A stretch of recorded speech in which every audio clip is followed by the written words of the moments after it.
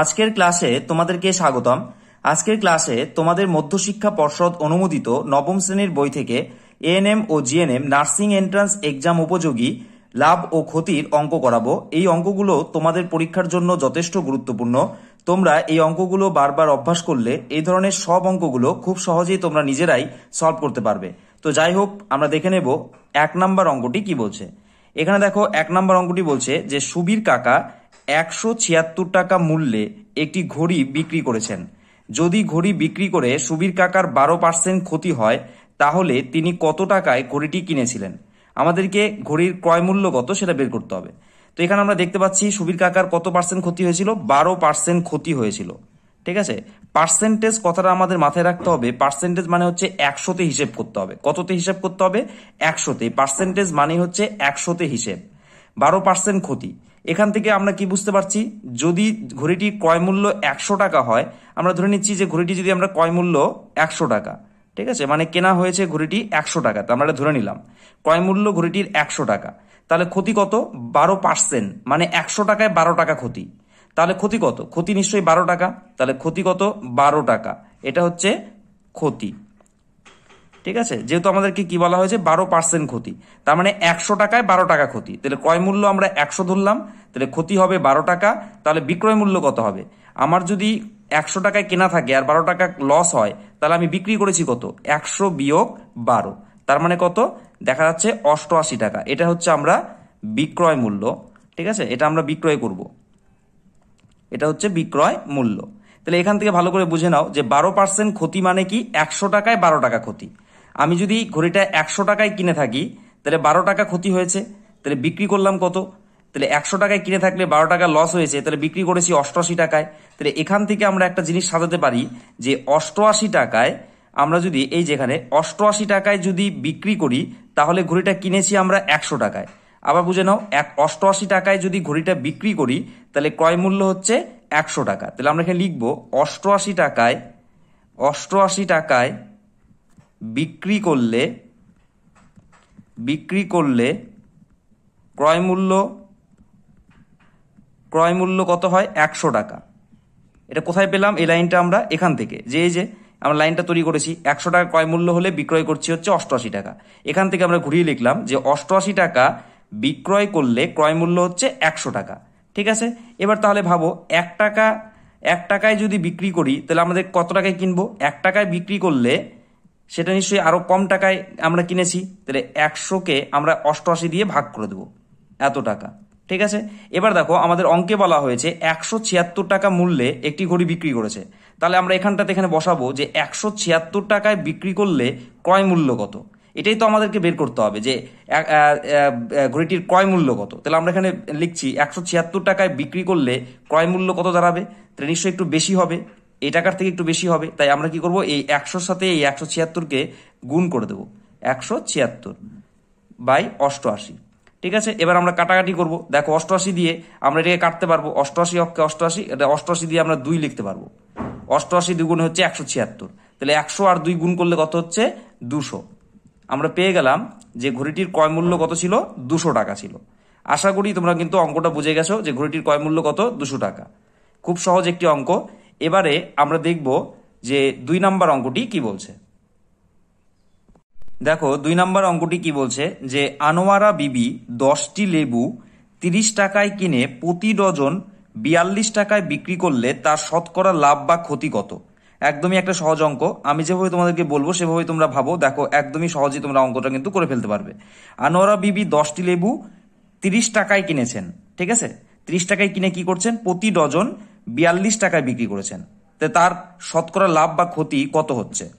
তো ডজন মানে কি? 12টি। তিনি 10টি লেবু কিনেছেন 30 টাকায়, আর প্রতি ডজন মানে এক ডজনে 12টা থাকে, তো 12টা লেবু তিনি 42 টাকায় বিক্রি করেছেন।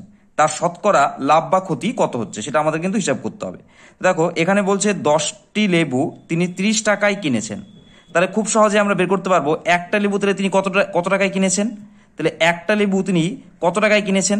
10টা লেবু যদি 30 টাকায় তিনি কিনেন, তাহলে একটা লেবু কিনতে তার কত টাকা লেগেছে? 30কে আমরা কি করব? 10 দিয়ে ভাগ করব। তাহলে দেখতে পাচ্ছি 3 টাকা। তাহলে একটা লেবু তিনি 3 টাকা দিয়ে কিন্তু কিনেছেন। আর যখন বিক্রি করছেন তখন কি করছেন, এখানে বলা হয়েছে প্রতি ডজন, তার মানে 12টি লেবু কি করেছেন, 42 টাকায় বিক্রি করেছেন। তাহলে 12টি লেবু তিনি 42 টাকায় বিক্রি করেন।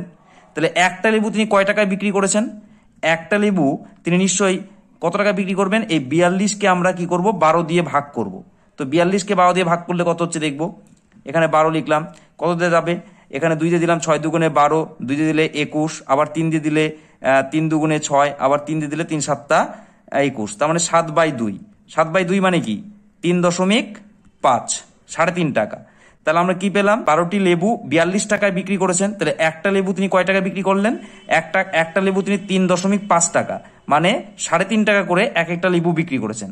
তাহলে একটা লেবুতে দেখা যাচ্ছে তার কত টাকা লাভ হচ্ছে, একটা লেবুতে তার লাভ হচ্ছে কত, 3 টাকা করে কিনেছেন আর বিক্রি করেছেন 3.5 টাকা। তার মানে লাভ কত হচ্ছে, লাভ হচ্ছে 3.5 বিয়োগ 3, মানে হচ্ছে 0.5 টাকা। এত টাকা করে তার এক একটা লেবুতে লাভ হচ্ছে, 0.5 টাকা করে তার এক একটা লেবুতে লাভ হচ্ছে। ঠিক আছে, এবার আমাদের তাহলে পেয়ে গেলাম যে লাভ হচ্ছে তার, কিন্তু আমাদেরকে কি জানতে চাওয়া হয়েছে, শতকরা কত লাভ হচ্ছে। তো দেখো এই টাকাটা তার কত টাকার মধ্যে লাভ হচ্ছে, এটাকে আমরা শতকরা তৈরি করব। শতকরা তৈরি করতে হলে কি করতে হবে, এত টাকা, এই যে 0.5 টাকা, এটা কত টাকার মধ্যে লাভ হচ্ছে, কত টাকায় কিনেছিলেন, তিনি কিনেছিলেন হচ্ছে লেবু, এক একটা লেবু 3 টাকায় কিনেছিলেন। তাহলে 3 টাকাতে লাভ বা ক্ষতি মাথায় রাখবে ক্রয় মূল্যের উপরে হয়। ঠিক আছে, ক্রয় মূল্যের উপরেই লাভ বা ক্ষতি নির্ণয় করা হয়। তাহলে এই যে 0.5 টাকা তিনি লাভ করেছেন, কত টাকায় তিনি এত টাকা লাভ করেছেন, 0.5 টাকাটা কত টাকায় লাভ করেছেন, 3 টাকায়, কারণ 3 টাকায় তিনি জিনিসটা কিনেছিলেন, এক একটা লেবু 3 টাকা করে কিনেছে। তাহলে 3 টাকায় তার এত টাকা লাভ হচ্ছে, 0.5 টাকা। তাহলে আমাদেরকে শতকরা তৈরি করতে হবে, শতকরা মানে 100তে হিসেব করতে হবে। তাহলে 100 টাকায় কত টাকা লাভ করেছেন, তাহলে গুণ 100, তাহলেই কিন্তু আমাদের অঙ্কটা হয়ে যাবে। আর এখানে একটা পার্সেন্টেজ চিহ্ন দিয়ে দেবো, তাহলে এই অঙ্কটা হয়ে গেল। আশা করি বুঝেছো, 3 টাকার মধ্যে তার 0.5 টাকা লাভ, তাহলে 100 টাকায় কত টাকা লাভ, তাহলে গুণ 100, আর 100তে হিসেব করা মানেই পার্সেন্টেজ। ঠিক আছে, এবারে দশমিকটা ওঠানোর জন্য আমরা এখানে কি করলাম, নিচে 1 একটা 0 দিয়ে গুণ করে দিলাম। এই যেখানে দশমিকের জন্য একটা 1 আর পরে একটা সংখ্যা আছে, তাই একটা 0 দিলাম। ঠিক আছে, এবার দেখো কি করব, 5 অক্ষে 5, 5 দুগুণে 10, আবার 2 দিয়ে এটাকে কাটবো 50, 50 দুগুণে 100, তাহলে উপরে কত থাকছে 50, নিচে থাকছে 3%। এবার 3 দিয়ে যদি আমরা 50কে ভাগ করি তাহলে কত হচ্ছে দেখে নেব, 3 দিয়ে 50কে ভাগ করলে প্রথমে 3 অক্ষে 3, ঠিক আছে, এখানে থাকছে 2, উপর থেকে টানলাম 0, 3 6 18, এখানে থাকছে 2, তাহলে দেখতে পাচ্ছি 16.2/3%। তাহলে আমরা পেয়ে গেলাম যে ওই আনোয়ারা বিবির কত পার্সেন্ট লাভ হচ্ছে, শতকরা হচ্ছে 16.2/3% কিন্তু তার লেবুগুলো বিক্রি করে লাভ হচ্ছে। আশা করি তোমরা অঙ্কটা বুঝে গেছো। এবারে আমরা দেখবো যে 3 নম্বর অঙ্কটি কি বলছে। দেখো 3 নম্বর অঙ্কটি কি বলছে, যে অমলবাবু একটি ছবি 20% ক্ষতিতে বিক্রয় করলেন, কিন্তু আরো 200 টাকা বেশি মূল্যে বিক্রয় করলে 5% লাভ হতো, তবে তিনি ছবিটি কত মূল্যে কিনেছিলেন। ঠিক আছে, এই অঙ্কটা আমাদের করতে হবে। তো খুব আমি যেভাবে বলে দিচ্ছি সেভাবে ভাবো, তাহলে তোমরা কিন্তু খুব সহজে অঙ্কটা করতে পারবে। কি বলা হয়েছে, অমলবাবু একটি ছবি 20% ক্ষতিতে বিক্রি করলেন। ঠিক আছে, আমরা ধরে নিচ্ছি যে এক্স টাকা দিয়ে অমলবাবু কিনেছেন। ঠিক আছে, এটা হচ্ছে ক্রয় মূল্য, এটা হচ্ছে ক্রয় মূল্য হচ্ছে এক্স টাকা দিয়ে অমলবাবু কিনেছেন। ঠিক আছে, এটুকুটা ভেবে নাও।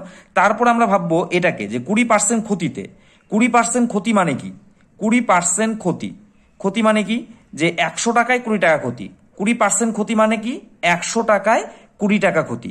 তাহলে 100 টাকা যদি ক্রয় মূল্য হয় তাহলে বিক্রয় মূল্য কত হবে, 80 টাকা।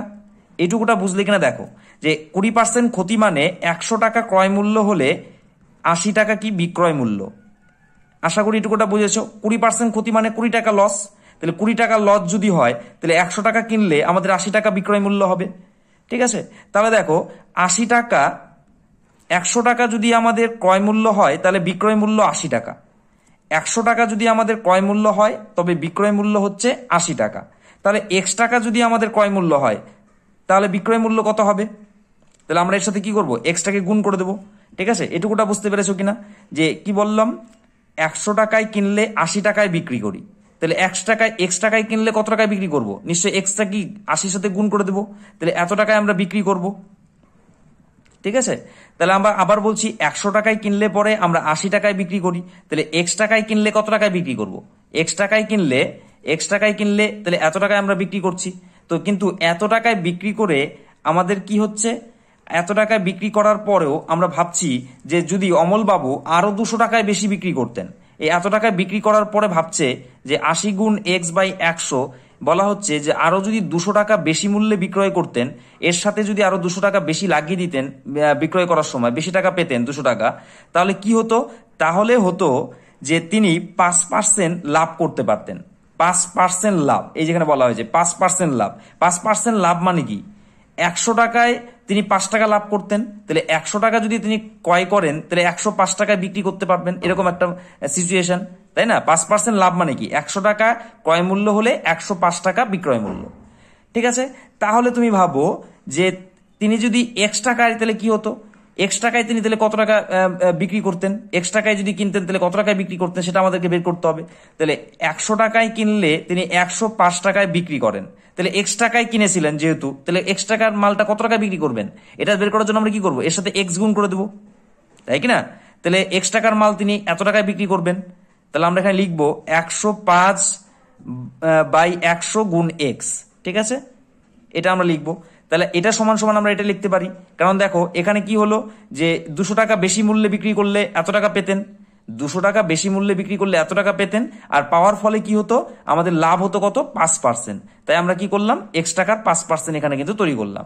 তাহলে এই সমীকরণটা যদি আমরা সমাধান করি তাহলে কিন্তু অঙ্কের উত্তরটা বেরিয়ে আসবে। আশা করি তোমরা বুঝেছো। এবার দেখো এই সমীকরণটা কিভাবে সমাধান করছি। 5 দিয়ে কাটলে এটাকে 21 হবে, 5 দিয়ে এটা কাটলে 20 হবে। আবার এটা দেখো 0 0 কেটে গেল, 2 দিয়ে এটাকে কাটলে কত হবে, 4 হবে, 4 দুগুণে 8, 2 দিয়ে 5, তাহলে কত হচ্ছে উপরে 4x/5 যোগ 200। ঠিক আছে, আর এদিকে থাকছে হচ্ছে 21x/20। এবার এক্স গুলোকে আমরা একদিকে আনবো, তো এখানে কি হচ্ছে 4x/5, এটা বিয়োগ হয়ে যাবে, যেদিকে আসলে বিয়োগ হয়, 21x/20 সমান সমান, এটা এদিক গেলে এদিকেও -200 হয়ে যাবে, সমান সমানের মানে সমান সমানের সাইড চেঞ্জ হলে পরে চিহ্নগুলো চেঞ্জ হয়ে যায়। তো এখানে দেখো 5 আর 20 লসাগু করলে কত হবে, 5 আর 20 লসাগু করলে 20 হবে। ঠিক আছে, তাহলে 20 হলো, 5 দিয়ে 20কে ভাগ করলে 4, তাহলে 4 4 16x, এটা মাইনাস চিহ্ন আছে, 20 অক্ষে 20, 1 দিয়ে 21কে গুণ করলে 21x সমান সমান -200। এখানে দেখো 16x থেকে যদি -21x বাদ দেই তাহলে কত হবে, -5x। ঠিক আছে, তাহলে -5x/20 সমান সমান হচ্ছে -200। এই মাইনাস আর এই মাইনাস কেটে গেল, তাহলে এখান থেকে এক্স এর মানটা আমরা বের করবো। তাহলে এক্স সমান সমান কত হচ্ছে, এই 200, এই 20টা উপরে গিয়ে গুণ হবে, যেহেতু এখানে নিচে ছিল, মানে এখানে ভাগ আকারে ছিল, তাহলে এপাশে গুণ আকার হয়ে যাবে। আর এই 5টা যেহেতু উপরে ছিল তাহলে নিচে এসে গুণ হবে, কোনাচা গুণ হয় আমরা জানি, তাই না? 5 দিয়ে কাটবো, 4 5 20, তাহলে 4 আর 200 গুণ করলে 800। তাহলে আমরা দেখতে পাচ্ছি এক্স এর মান হচ্ছে 800 টাকা। এক্স কে আমরা কি ধরেছিলাম, এক্স কে আমরা ধরেছিলাম যে ক্রয় মূল্য। ঠিক আছে, এক্স কে আমরা ক্রয় মূল্য ধরেছিলাম, আর এখানে আমাদের এক্স এর মান বেরোলো হচ্ছে 800 টাকা। তাহলে আমাদের অঙ্কের প্রশ্ন চাওয়া হয়েছিল যে ঘড়িটি তিনি কত টাকায় কিনেছিলেন। আমরা উত্তর পেয়ে গেলাম যে ঘড়িটি 800 টাকায় কিন্তু কিনেছিলেন। আশা করি তোমরা অঙ্কটা বুঝে গেছো, আর না বুঝলে আরো একবার অঙ্ক ভিডিওটা দেখো, আবার এখান থেকে প্রথম থেকে একটু চালিয়ে দেখো, তাহলে কিন্তু তোমরা খুব সহজে অঙ্কটা বুঝে যাবে। যাই হোক, এবারে আমরা দেখব যে 4 নম্বর অঙ্কটি কি বলছে। দেখো 4 নম্বর অঙ্কটি কি বলছে, সুপ্রিয়া একটি ঘড়ি কিনেছে। যদি সে ঘড়িটি 370 টাকায় বিক্রি করে তখন তার যত টাকা লাভ হয় 210 টাকায় বিক্রি করলে তত টাকা ক্ষতি হবে। ঘড়িটির ক্রয় মূল্য কত? ঠিক আছে, আমাদের কি বলা হয়েছে ভালো করে বুঝে নাও। একটা ঘড়ি কিনেছে, তো 370 টাকায় বিক্রি করলে তার যত টাকা লাভ হবে, আবার 210 টাকায় বিক্রি করলে ঠিক তত টাকা ক্ষতি হবে। তো তবে সে কত টাকা দিয়ে ঘড়িটা কিনেছে? ঠিক আছে, তো আমরা এখানে যদি ধরে নেই যে এক্স টাকা দিয়ে ঘড়িটা সে কিনেছে, এক্স টাকা দিয়ে কি বলতো ঘড়িটা ক্রয় করেছে, তাহলে ক্রয় মূল্য কত, এক্স টাকা, এটা আমরা ধরে নিচ্ছি। এবার কি বলা হয়েছে, 370 টাকায় বিক্রি করলে তার কি হচ্ছে, লাভ হচ্ছে। আবার বুঝো, 370 টাকায় বিক্রি করলে কি হচ্ছে, লাভ হচ্ছে। 370 টাকায় বিক্রি করলে তার লাভ হয়, তাহলে কত টাকা লাভ হয়, এক্স টাকায় কিনেছে আর 370 টাকায় বিক্রি করেছে, তাহলে লাভ কত, লাভ হচ্ছে 370 বিয়োগ এক্স, এত টাকা কি লাভ, এত টাকা লাভ। লাভটা কত, 370 টাকায় বিক্রি করলে লাভ হয়, তাহলে কত টাকা লাভ হয়, তাহলে 370 বিয়োগ এক্স, কারণ এক্স টাকায় কিনেছে আর 370 টাকায় বিক্রি করেছে, তাহলে 370 থেকে এক্স বিয়োগ করলে আমরা বুঝতে পারবো যে তার এত টাকা কি হচ্ছে, লাভ হচ্ছে। আবার দেখো, আবার বলা হয়েছে 210 টাকায় বিক্রি করলে ক্ষতি হচ্ছে, 210 টাকায় বিক্রি করলে ক্ষতি হচ্ছে, তাহলে কত টাকা ক্ষতি হচ্ছে, এক্স টাকায় কিনেছে আর 210 টাকায় বিক্রি করলে ক্ষতি হচ্ছে, তাহলে কত টাকা ক্ষতি হচ্ছে, তাহলে আমরা কি করব, এক্স থেকে বিয়োগ করে দেবো 210, তাহলে এত টাকা কি হচ্ছে, ক্ষতি হচ্ছে। ভালো করে বুঝে নাও। তাহলে ক্ষতি কত হলো? এক্স বিয়োগ 210। কেন এক্স বিয়োগ 210? কারণ এক্স টাকায় কিনেছে আর 210 টাকায় বিক্রি করলে তার ক্ষতি হচ্ছে, 210 টাকায় বিক্রি করলে ক্ষতি হচ্ছে। ক্রয় মূল্য এক্স টাকা, তাহলে ক্ষতি কত? ক্ষতি তাহলে আমরা ক্রয় মূল্য থেকে 210 বিয়োগ করে দেবো, তাহলে আমরা বুঝতে পারছি যে ক্ষতি কত টাকা। তাহলে আমাদের শর্তের মধ্যে আবার বলা হয়েছে যে 370 টাকায় বিক্রি করে তখন তার যত টাকা লাভ হয় 210 টাকায় বিক্রি করে তত টাকা ক্ষতি হয়। তার মানে লাভও যত হয় আবার ক্ষতিও তত হয়, মানে লাভ আর ক্ষতিটা সমান সমান। তাহলে আমরা এখানে শর্ত মতে লিখতে পারি 370 বিয়োগ এক্স, এটা হচ্ছে লাভ, আবার ক্ষতিটা কত? এটা সমান সমান, ক্ষতিটা হচ্ছে এক্স বিয়োগ 210, এটা সমান সমান বলা হয়েছে, তাই আমরা সমান সমান কিন্তু চিহ্ন দিতে পারি। তাহলে এই সমীকরণটা সমাধান করলে আমরা অঙ্কের উত্তর পেয়ে যাব যে এক্স এর মান কত, আর এক্স এর মান মানেই হচ্ছে ক্রয় মূল্য। তাহলে এখানে কত হচ্ছে? 370 বিয়োগ এক্স সমান সমান এক্স বিয়োগ 210। এবার আমরা কি করব? এক্সটাকে একদিকে নিয়ে আসবো, এই এক্সটাকে এই পাশে নিয়ে আসবো। এই এক্সটাকে একদিকে নিয়ে আসলে কি হবে? এক্স এখানে মাইনাস এক্স আছে, এই এক্সটা ওইদিকে আসলে মাইনাস হয়ে যাবে, মাইনাস এক্স হয়ে যাবে, চিহ্ন পরিবর্তিত হবে, সমান সমান এদিকে আসলে। এবার মাইনাস 210 আছে, এই সংখ্যাটাও যদি আমরা এদিকে নিয়ে আসি তাহলে এটাও মাইনাস 370 হয়ে যাবে। ঠিক আছে, তাহলে দেখো মাইনাস এক্স এটা যোগ করলে কত হবে? Minus 2x। তাহলে মাইনাস 2x সমান সমান কত হবে? 210 আর 370 যোগ করলে কত হয়? তোমার হচ্ছে 580, মাইনাস 580 হচ্ছে। ঠিক আছে, মাইনাস 580, ভালো করে খেয়াল করো। ঠিক আছে, এখানে হচ্ছে মাইনাস 580, এই মাইনাস আর এই মাইনাস কেটে গেল। তাহলে এবার এক্স এর মান কত হবে? অতএব এক্স সমান সমান এই 580-কে আমরা কি করব? এই 2 দিয়ে ভাগ করে দিতে হবে। তো 2 দিয়ে 580-কে ভাগ করলে কত হবে? 2 দিয়ে কাটো, 2 দুগুণে 4, 9 দুগুণে 18 আর 0, তাহলে 290 টাকা। তাহলে আমরা এক্স এর মানটা পেয়ে গেলাম যে 290। তার মানে ঘড়িটির ক্রয় মূল্য কত? ঘড়িটির ক্রয় মূল্য হচ্ছে 290 টাকা। তাহলে কিন্তু এই অঙ্কটার উত্তর বেরিয়ে গেল, যেহেতু এক্স এর মান 290 বেরালো, তাহলে আমরা বলতে পারবো যে ঘড়িটির ক্রয় মূল্য হচ্ছে 290 টাকা। আশা করি তোমরা অঙ্কটা বুঝে গেছো। এবারে আমরা দেখবো 5 নাম্বার অঙ্কটি কি বলছে।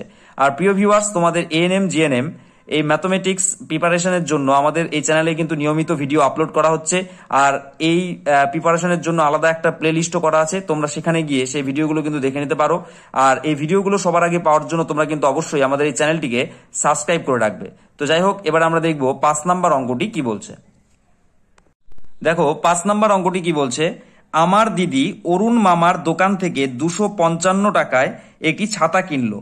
তো অরুণ মামা যদি ছাতার ধার্য মূল্যের উপর 15% ছাড় দিয়ে থাকেন, তবে ওই ছাতার ধার্য মূল্য কত ছিল? তো তোমরা অনেকেই ধার্য মূল্য হয়তো জানো না। তো ধার্য মূল্য কি? ধরো দোকানদার একটা জিনিস কিছু টাকা দিয়ে একটা কিনে নিয়ে আসলো একটা জিনিস, ঠিক আছে, ছাতাটা ধরো একটা কিছু টাকায় কিনে নিয়ে আসছে, ধরো 100 টাকায় কিনে নিয়ে আসছে। এবার দোকানদারের ইচ্ছা সে 150 টাকায় ছাতাটা বিক্রি করবে। তো সেই ছাতার গায়ে একটা স্টিকার বসিয়ে দিল যে ছাতার দাম 150 টাকা। ওই যে তিনি নিজের ইচ্ছে মতো একটা দাম ঠিক করে স্টিকার বসিয়ে দিল, সেটাই হচ্ছে ধার্য মূল্য। ঠিক আছে, তো তারপরে তুমি দোকানে গেলে ছাতার মধ্যে দেখলে 150 টাকা লেখা আছে, তুমি এবার দামাদামি করবে, তো তোমাকে একটা 10% বা 15% বা কিছু একটা ছাড় দিল। ঠিক আছে, তাহলে তারপরে তুমি ছাতাটা কিনলে। তো ধার্য মূল্য কোনটা? যে দোকানদারের নিজের ইচ্ছে মতো একটা দাম ঠিক করে একটা স্টিকার লাগিয়ে দেওয়া, সেই দামটাই হচ্ছে ধার্য মূল্য। ঠিক আছে, তো ধার্য মূল্য কি জিনিস তোমরা বুঝে গেলে। তো এবার কি বলা হয়েছে যে আমার দিদি অরুণ মামার দোকান থেকে 255 টাকায় একটা ছাতা কিনলো। তো অরুণ মামা যদি ছাতার ধার্য মূল্যের উপরে 15% ছাড় দেন। ধার্য মূল্যের উপর 15% ছাড় মানে কি? তিনি কিছু একটা দাম লিখে রেখেছিলেন, সেই দামের উপরে 15% ছাড় দিয়েছেন। তো তবে ওই ধার্য মূল্য কত ছিল, মানে দামটা কত টাকা লেখা ছিল সেই ছাতার উপরে, সেটা আমাদের কিন্তু বের করতে হবে। তো আমাদের কি বলা হয়েছে যে ধার্য মূল্য কত ছিল সেটা বের করব। আমরা ধরে নিচ্ছি যে ধার্য মূল্যটা অরুণ মামা X টাকা ধরে রেখেছিলেন। এটা আমরা ধরে নিলাম যে তার ধার্য মূল্য লেখা ছিল কত? X টাকা। ধার্য মূল্য X টাকা লেখা ছিল, এটা আমরা ধরে নিচ্ছি। এবার দেখো এখানটাতে আমরা বুঝবো যে 15% ছাড় দিয়েছেন। 15% ছাড়, 15% ছাড় মানে কি? 100 টাকায় 100 টাকায় হচ্ছে 15 টাকা ছাড়। 15% ছাড় মানে হচ্ছে পার্সেন্ট মানে 100তে হিসাব। তাহলে 100 টাকা যদি লেখা থাকে তাহলে তিনি 15 টাকা ছাড় দিবেন। 100 টাকা যদি ধার্য মূল্য থাকে তাহলে 15 টাকা ছাড় দিবেন। তার মানে বিক্রি কত হতে করবেন? 85 টাকায়, তাই না? 15 টাকা ছাড় দিলে 100 টাকায় যদি 15 টাকা ছাড় দেয় তাহলে বিক্রি কতটায় করবে? 85 টাকায়। 15% ছাড় মানে হচ্ছে 100 টাকায় 15 টাকা ছাড়। তার মানে 100 টাকার মাল, মানে 100 টাকা লেখা থাকলে তিনি 85 টাকায় বিক্রি করবেন। তাহলে কি হচ্ছে? 100 টাকা লেখা থাকলে তিনি 85 টাকায় বিক্রি করছেন। তাহলে X টাকা লেখা থাকলে তিনি কত টাকায় বিক্রি করবেন? তাহলে গুণ X, এত টাকায় বিক্রি করবেন, এত টাকায় বিক্রি করবেন। তাহলে কি বললাম? 100 টাকা লেখা থাকলে তিনি 85 টাকায় বিক্রি করেন। তাহলে এক্স টাকা লেখা থাকলে মানে এক্স টাকা ধার্য মূল্য থাকলে তিনি কত টাকায় বিক্রি করবেন? তাহলে 85/100 গুণ এক্স এত টাকায় বিক্রি করবেন। আশা করি তোমরা এতটুকু বুঝেছো। ঠিক আছে, তাহলে 100 টাকা, আবারও বলছি 100 টাকা লেখা থাকলে তিনি 85 টাকায় বিক্রি করেন। তাহলে এক্স টাকা লেখা থাকলে বা ধার্য মূল্য থাকলে তিনি কত টাকা বিক্রি করবেন? তাহলে 85/100 গুণ এক্স এত টাকায় বিক্রি করবেন। তাহলে আমরা লিখছি এখানে 85 গুণ x/100। আর আমাদের অঙ্কে বলা হয়েছে দেখো যে অরুণ মামার দোকান থেকে দিদি কত টাকায় জিনিসটা কিনেছেন? 255 টাকায়। তার মানে এত টাকায় বিক্রি করেছেন। এত টাকা বিক্রি মানে কি? তাহলে অরুণ মামা 255 টাকায় ছাতাটা বিক্রি করেছেন। তাহলে এটা সমান সমান আমরা কি লিখতে পারি? 255, তাই না? অরুণ মামা এত টাকায় ছাতাটা বিক্রি করেছেন, আর দিদি কত টাকায় কিনেছেন? 255 টাকায় কিনেছেন। তাহলে 255 সমান সমান কি? এত। তাহলে এত সমান সমান আমরা 255 লিখতে পারি। এখান থেকে আমরা এক্স এর মানটা বের করলেই কিন্তু অঙ্কের উত্তরটা বেরিয়ে যাবে। তাহলে অতএব এক্স সমান সমান কত হবে? 255, এটা গুণ হয়ে যাবে, গুণ এই 100টা কোনাচা গুণ হবে, তাহলে উপরে গিয়ে গুণ হচ্ছে, আর এই 85 উপরে ছিল, তাহলে কোনাচা গুণ হয়, তাহলে নিচে এসে বসবে এ পাশে। তাহলে এখানে 85 লিখলাম। এবার আমরা 5 দিয়ে কাটবো, 5 দিয়ে 5 কুড়ি 100, আর 5 দিয়ে এটাকে কাটলে 5 অক্ষে 5, আর হচ্ছে 5 7 35, তাহলে 17 দিয়ে হলো। এবার 17 দিয়ে দেখবো আমরা 255 ভাগ যায়, তাহলে 17 অক্ষে 17, 17 দিয়ে 255 ভাগ করলে কত হবে? 17 অক্ষে 17 হবে, তাহলে কত হচ্ছে? আর হচ্ছে 5 17 হচ্ছে 85, তাহলে 15 হচ্ছে। তাহলে 15 আর 20 গুণ করলে কত হয়? 15 আর 20 গুণ করলে 15 দুগুণে 30, আর এই শূন্যটা হচ্ছে বসালাম, তাহলে 300 টাকা। তাহলে দেখতে পাচ্ছি এক্স এর মান বেরিয়ে এলো 300 টাকা। তাহলে আমরা এক্স এর মান কি ধরেছিলাম? এক্স এর মান হচ্ছে ধার্য মূল্য। তাহলে আমরা উত্তর পেয়ে গেলাম যে ছাতাটির ধার্য মূল্য ছিল কত টাকা? 300 টাকা। ঠিক আছে, তাহলে কিন্তু অঙ্কের উত্তরটা আমরা বেরিয়ে গেল যে 300 টাকা ছিল ছাতাটির ধার্য মূল্য। প্রিয় ভিউয়ার্স, আশা করি তোমরা অঙ্কটা বুঝে গেছো। তো তোমাদের যদি এই অঙ্কগুলো ভালো লাগে অবশ্যই কিন্তু লাইক, কমেন্ট, শেয়ার আর সাবস্ক্রাইব করতে ভুলবে না, কারণ তোমাদের কমেন্ট আমাকে কিন্তু ভিডিও বানাতে অনেকটা উৎসাহিত করে। তাই তোমরা অবশ্যই কমেন্ট করে জানাবে তোমাদের ভিডিওটি কেমন লাগলো। আর আজকের ভিডিওতে এই 5টি অঙ্ক আমি তোমাদের করালাম। প্রত্যেকটা ভিডিওতে আমি 5টি করে অঙ্ক করাই, না হলে ভিডিওর দৈর্ঘ্য অনেকটা বড় হয়ে যাবে। এর পরের দিনের ভিডিওতে আমরা বাকি অঙ্কগুলো কিন্তু সমাধান করব। তো প্রিয় ভিউয়ার্স, আজকের মতো এখানেই ক্লাসটি শেষ করছি। এর পরের দিনে তোমাদের সাথে আবার দেখা হবে নতুন কোনো ভিডিওতে।